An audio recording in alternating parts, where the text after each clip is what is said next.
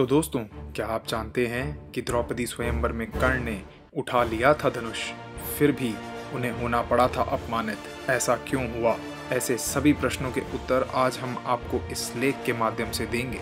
महाभारत एक महाकाव्य है और इस महाकाव्य में अनेकों पौराणिक कथाएं हैं, जिनमें से कुछ के बारे में तो हम जानते हैं, तो वहीं कुछ ऐसी भी कथाएं हैं जिनसे हम अनजान हैं। इसी महाकाव्य में एक पात्र है द्रौपदी। द्रौपदी राजा द्रुपद की पुत्री थी।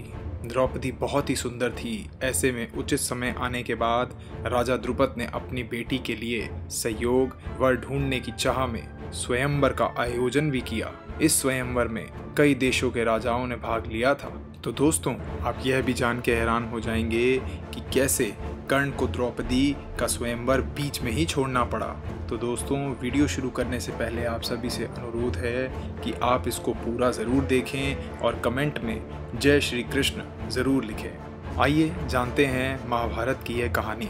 राजा ने इस स्वयंवर की शर्त यह रखी थी कि जिस भी राजा को द्रौपदी से विवाह करना है उसे खुद को संयोग वर साबित करना होगा। इसके लिए उन्हें महल में रखे हुए धनुष को उठाकर उस पर पतंचा चढ़ानी थी और फिर नीचे पानी में देखकर ऊपर छत पर घूम रही मछली की आंख का निशाना लगाना था।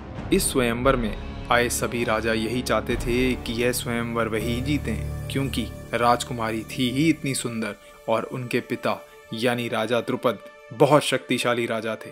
बताया जाता है कि द्रौपदी के इस स्वयंवर में उनके मित्र भगवान श्री कृष्ण भी मौजूद थे और साथ ही अपना वेश बदलकर सभी पांडव भी यहाँ पहुंचे थे। कर्ण को माना गया सूत पुत्र। बताया जाता है कि धृतराष्ट्र पुत्र दुर्योधन भी इस स्वयंवर में मौजूद थे, लेकिन उनके मन में इस बात की शंका थी कि अगर किसी भी वजह से वह स्वयंवर की शर्त पूरी नहीं कर सके तो सभी राजाओं के सामने उन्हें अपमानित होना पड़ेगा। इसी बात के डर से उन्होंने प्रतियोगिता में भाग नहीं लिया और ना ही उन्होंने लक्ष्य भेदने की कोशिश की। इसी स्वयंवर में कर्ण भी आए हुए थे।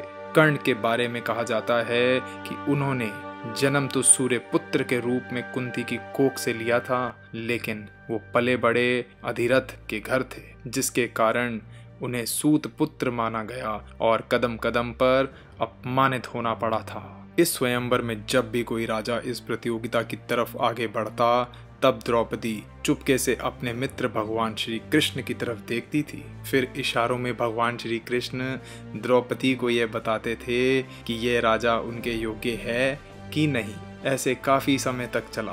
तभी कर्ण स्वयंवर में हिस्सा लेने के इरादे से आगे बढ़े और देखते ही देखते उन्होंने धनुष को उठाकर उस पर पतंचा चढ़ा दी। द्रौपदी ने कर दिया था विवाह से इनकार। भगवान श्री कृष्ण ने यह बात अच्छे से जानते थे कि कर्ण स्वयंवर की शर्त पूरी कर सकता है, इसीलिए उन्होंने द्रौपदी की तरफ इशारा किया और कहा कि यह तुम्हारे लिए उचित वर नहीं है। भगवान श्री कृष्ण का इशारा मिलते ही द्रौपदी ने इस बात की घोषणा कर दी कि वह किसी भी सूत से शादी नहीं कर सकती हैं।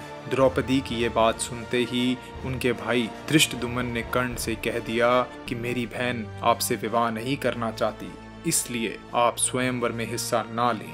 यह सुनकर कर्ण ने खुद को बेहद अपमानित महसूस किया और क्रोधित होकर वहां से चले जाना ही बेहतर समझा। इसके बाद स्वयंवर में ब्राह्मण के रूप में उपस्थित अर्जुन ने प्रतियोगिता की शर्त पूरी की और द्रौपदी से विवाह भी किया। तो दोस्तों, उम्मीद करता हूँ आप सभी जान गए होंगे कि क्यों कर्ण स्वयंवर के काबिल होते हुए भी उसे जीत ना सके और उन्हें यह स्वयंवर बीच में ही छोड़कर जाना पड़ा। तो दोस्तों, उम्मीद करता हूँ आपको यह वीडियो पसंद आई होगी।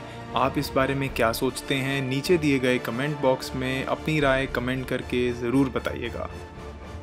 जय श्री कृष्ण। Thank you. तो दोस्तों, आशा करता हूँ कि ये वीडियो आपको पसंद आया होगा, तो इसे ज़्यादा से ज़्यादा शेयर करिए। अगर आप नए हैं इस चैनल पे तो सब्सक्राइब एंड लाइक करना बिल्कुल भी मत भूलिएगा दोस्तों। तो दोस्तों, मैं ऐसे ही और वीडियोस आपके लिए लाता रहूँगा। आपका अपना दुनिया का खबरी। जय हिंद, वंदे मातरम।